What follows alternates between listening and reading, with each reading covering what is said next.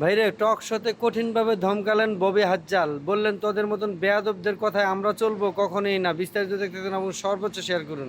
আমরা কি বলবো যে ৭১ আমাদের অংশ ছিল না? বিকজ কয়েকটা বাচ্চা পোলাপান যাদের বাংলাদেশের ইতিহাস সম্বন্ধে কোনো আইডিয়া নাই, বাংলাদেশের কালচার সম্বন্ধে কোনো আইডিয়া নাই, তারা বলবে ৭১ বাদ মতামত। আমরা যদি লিবারেল ডেমোক্রেসিতে বিশ্বাস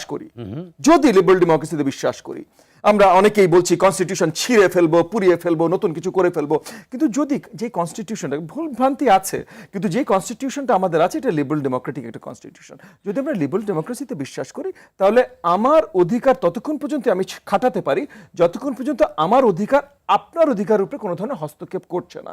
আমরা দেখলাম ফেব্রুয়ারি 14 ভ্যালেন্টাইন্স ডে ভাই আমাদের সাংস্কৃতিক অংশ না, সব কিছু আমি মানছি, কিন্তু আপনি যদি করতে চান আমি কি আপনাকে থামানোর? আমরা দেখলাম সরকারের ভেতর থেকে, না আমরা দেখলাম সরকারের ভেতর থেকে তৌহিদি জনতা কে কাকে চেনে ভাই?